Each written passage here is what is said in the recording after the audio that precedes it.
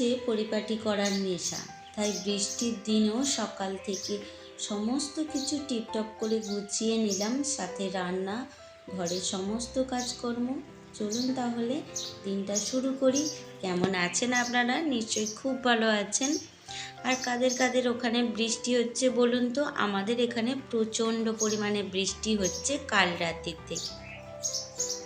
এই বৃষ্টি ভেজা গাছ ফুল দেখতে ভীষণই ভালো লাগে, আর এই বৃষ্টির দিনে বসে বসে বৃষ্টি দেখতেও ভালো লাগে, কিন্তু এই বৃষ্টির মধ্যে কাজ করতে একদমই ভালো লাগে না।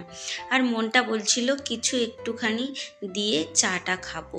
এমনি সকালের চা আমি খুব একটা বেশি কিছু দিয়ে খাই না, এমনি শুধু চা খাই, কখনো কখনো বিস্কিট দিয়ে খাই। তো যাই হোক, ব্রেড ছিল দুটো, ভাবলাম যে একটুখানি ডিম দিয়ে টোস্ট করে নিই, এই দিয়েই চাটা খাবো। তবে সত্যি কথা বলতে মন চেয়েছিল ব্রেড পকোড়া, কিন্তু সকালবেলা তো আর পকোড়া করা সম্ভব নয়, তাই ওই ডিম দিয়েই করলাম। তো এইভাবে নাস্তাটাও হয়ে যাবে। যাই হোক, টিফিনটা করে নিয়ে চলে এলাম ঘরের কাজকর্ম করতে। ওই যে বললাম, ঘর বাড়ি পরিপাটি করে রাখার নেশা, সত্যি এই নেশা কিন্তু ভীষণ মারাত্মক। আপনাকে বসে থাকতে দেয় না, আপনাকে কোথাও গেলে একটুও শান্তি দেয় না। মনে হয় যেন কতক্ষণে বাড়ি পৌঁছাবো, হয়তো বাড়ি ঘরদোর এলোমেলো হয়ে রয়েছে। বা একবারটি কোথাও যদি বসেন তাহলে মনে হয় যে না, বসে কাজ নেই, এই কাজটা গুছিয়ে নিলে আমার বাড়ি ঘরদোরটা বেশি সুন্দর লাগবে বুঝি। তাই সেই রকম আমিও আর বৃষ্টি দেখাটা করলাম না, মানে বৃষ্টিটা দেখলাম না, ঘর বাড়ি গোছাতে চলে এলাম।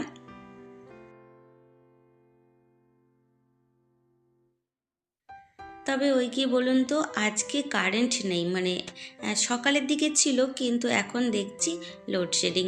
তো এই অন্ধকারের মধ্যেই কাজগুলো গুছিয়ে নেব, কখন কারেন্ট আসবে তার আশায় বসে থাকলে রান্নাবাড়িও আছে, সমস্তটাই তো গোছাতে হবে। দিন তো এমনিই চলে যাবে, সে রোদ্দুর হোক, বৃষ্টি হোক, শীত হোক, সেটা তো আর থেমে থাকবে না। তাই জন্য ভাবলাম যে অন্ধকারের মধ্যেই ভিডিওটা শুরু করে দিই আর কাজগুলোও সেরে নিই। বারবার বিছানাটা এই কারণে ঠিক করছি, ওই যে বললাম যে কিছু কারেন্টের কাজ করানো হয়েছিল, আর তার ফলে গদিটা তুলেছিলাম, ঠিকঠাক বসাতে পারিনি। ওই মনে হচ্ছে যেন একদিকটা উঠে আছে বা কম বেশি হয়ে আছে। যাই হোক, এইভাবেই ব্যবহার করছি, আস্তে ঠিক করে নেব। তো একার পক্ষে পুরোটা পাতা সম্ভব হয়নি, যেরকম পেরেছি করেছি। তো আমার ওই যে গাছগুলোকে ভাবছি বৃষ্টির জল থেকে বাঁচানোর জন্য ভিতরে রাখি, কেননা এরা বেশি বৃষ্টির জল পছন্দও করে না। আর এই নূতন বসিয়েছি, গাছগুলোও মরে যেতে পারে।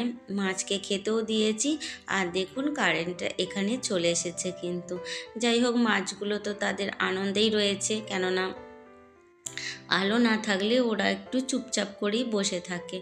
তো এই ঘর বাড়িটা একটুখানি গুছিয়ে নেবো, টেবিলটার ওপরে অনেকটাই ধুলো পড়েছে, আর প্রতিদিন চেষ্টা করি একটু করে মুছে নিতে, তবুও ওই যে ধুলো ধালা চারিদিক থেকে চলে আসে। আর বেশি কিছু আমার ঘরে আসবাবপত্র নেই, যেটুখানি আছে খুবই সামান্য আর খুবই ছিমছাম, তাই আমার বেশি কষ্ট হয় না কাজকর্মগুলো করে নিতে। আর ফুলগুলো ধুয়ে দিয়েছিলাম বেশ অনেক দিন আগে, জানেন তো, ফুলগুলো ধুয়ে দিয়েছিলাম, কিন্তু আবারও ধোয়ার প্রয়োজন পড়ে গেছে। তবে এই বৃষ্টিটা একটু কমুক, একদিন নিশ্চয়ই করে নেব এই কাজটা। এই যে ছোট্ট একটা ওয়ার্ডরোব দেখছেন, এটা হলো আমার ছেলের বই রাখার। তাতে যে সে ছোটোবেলায় এত স্টিকার লাগিয়েছিল, আঠাগুলো এখনো পর্যন্ত তুলতে পারিনি।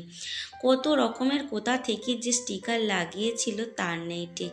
এই যে ছেলের একটা ছোট্টবেলাকার ফটো ফ্রেম এখানে রয়েছে, আর ওর পছন্দের কিছু জিনিসপত্র এখানে রয়েছে।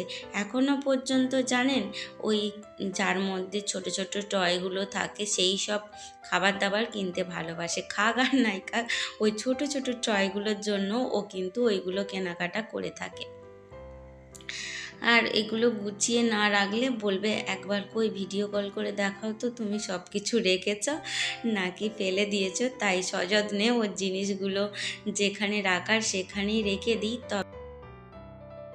তবে ওই ছোট কভারটা থেকে আমার মনে হয় স্টিকারের আঠাগুলো ওঠালে ভালো লাগতো। তো যাই হোক, ওই দিকের সমস্ত কাজকর্ম হয়ে গিয়েছিল, আর বৃষ্টিটাও এই সময় একটু কমেছে। আনাজ টানাজ কেটে কলপাড় থেকে ধুয়ে নিয়ে এসেছি তাড়াহুড়ো করে, কেননা যদি বৃষ্টি নেমে যায় তখন আবার ভিজতে হবে। এমনিতেই সকালবেলা একবার ভেজা হয়ে গেছে। আর ওই পাশে ডাঁটা আলু একটুখানি ছকে নেবো মশলা দিয়ে, আর এখানে কিছু বেসনগুলো বড়া ভেজে নিচ্ছি। এইগুলো দিয়েই আজকে তরকারিটা বানাবো। তবে আমাদের গ্রামে ঘরে এইভাবে তরকারি করে খাই, জানি না আপনারা করেন কি না। পাঁপড় দিয়ে অনেক সময় করি, বা অনেক সময় বেসন দিয়েও করি। আজকে যেহেতু সকাল থেকেই খুব বৃষ্টি হচ্ছে, আজকে মাছ আর বিক্রি করতে আসেনি, ফলে নিরামিষই খাওয়া দাওয়া আজকে হয়ে যাবে। আর যেমন গাছে আমও হয়েছে তেমনি আবার ঝড়ে পড়েও যাচ্ছে। এখানে বেসনগুলো ভাজা হয়ে যাওয়ার পরে ভাবলাম যে এতেই একটুখানি আমের টকটা বসিয়ে দিই। কালও করেছিলাম, বললাম না যে প্রতিদিন এখন হয় টক ডাল, নাহলে আমের চাটনি, এগুলো হতেই থাকবে। আর যেহেতু একটা ঝালঝাল তরকারির সঙ্গে একটা বেশ টক মিষ্টি চাটনি হলে ভীষণই ভালো লাগে। কয়েকদিন মসুর ডালটা হচ্ছে না, কারণ ওই যে আপনাদের দাদাভাইয়ের গায়ে প্রচুর পরিমাণে অ্যালার্জি হচ্ছে, সেই কারণে।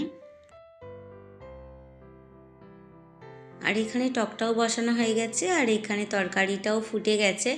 আর একটু আলুগুলো আর ডাঁটাগুলো সিদ্ধ হয়ে গেলে তারপরে বড়াটা দিয়ে নেব, দিয়ে তরকারিটা নাবিয়ে নেব। তার আগে এই যে আমে একটুখানি চিনি দিলাম, আর একটু আমগুলো ঘেঁটে দিলাম যাতে বেশ একটুখানি ঘন ঘন হবে, তবে দেখতেও ভালো হবে আর খেতেও ভালো হবে। আমাকে আপনাদের ভালোবাসা দেওয়ার জন্য মন থেকে অনেক ধন্যবাদ। এইভাবেই সকলে আমার পাশে থাকবেন। আর এই যে তরকারিটা হয়ে গেছে, আর বেসন বড়াগুলো দিয়ে নিলাম।